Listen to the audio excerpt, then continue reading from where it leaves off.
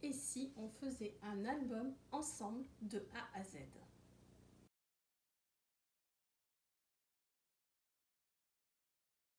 Bonjour et bienvenue, moi c'est Nelly et aujourd'hui dans cette vidéo qui sera en 3 parties, nous allons créer cet album ensemble. Donc aujourd'hui dans la première partie, je vais vous montrer l'album d'extérieur, d'intérieur. Je vais vous parler des contraintes, des dimensions, voilà. Allez, c'est parti, je vous montre l'album. Voici donc l'album terminé. Donc, pour les mesures, il fait 25,5 de hauteur pour 18,5 de largeur. Voilà, donc la couverture, j'ai juste mis un papier noir avec un petit liseré que j'ai fait avec du washi tape en paillettes, pailleté.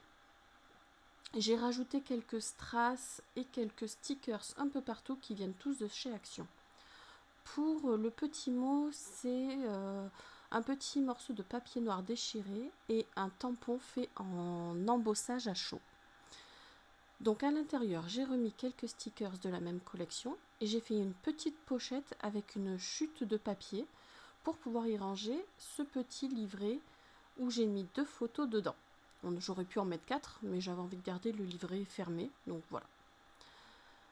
Pour la première page, j'ai juste mis un petit stickers avec un mot, une petite phrase, parce que le papier derrière est déjà chargé.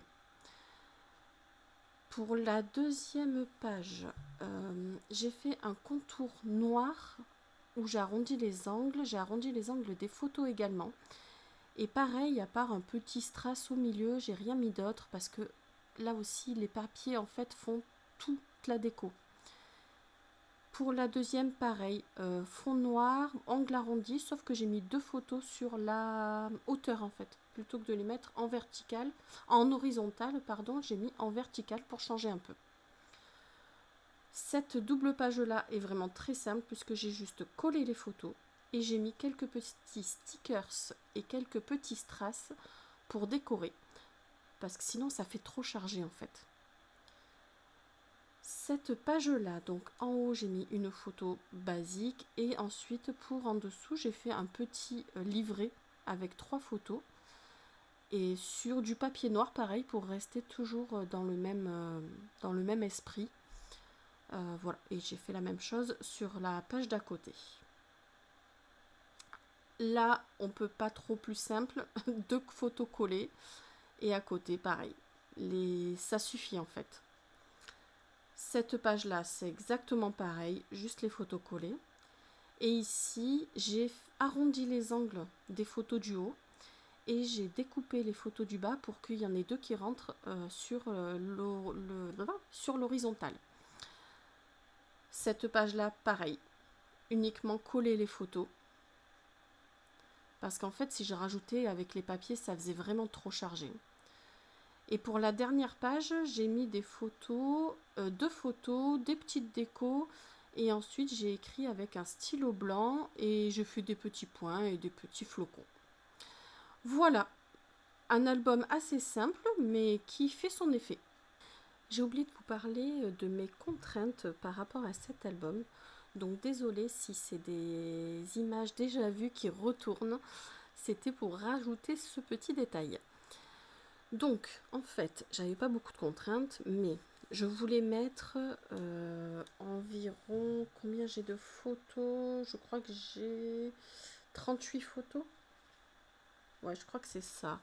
38 photos dans un album simple, c'est-à-dire sans trucs à déplier, photos cachées, compartiments sur les côtés, pas de fermeture aimantée, scratch, vraiment le plus simple possible parce que c'était pour offrir à des personnes qui n'ont pas l'habitude des albums photos et qui du coup, une fois où j'avais fait avec quelques trucs cachés, que je leur avais montré un album, en fait avaient loupé la moitié des photos parce que en fait ils le feuilletaient comme un album classique.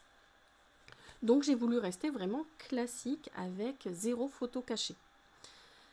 Donc pour rentrer 38 photos sans cacher des photos ou sans faire des livrets de partout et tout ça, c'était un peu compliqué.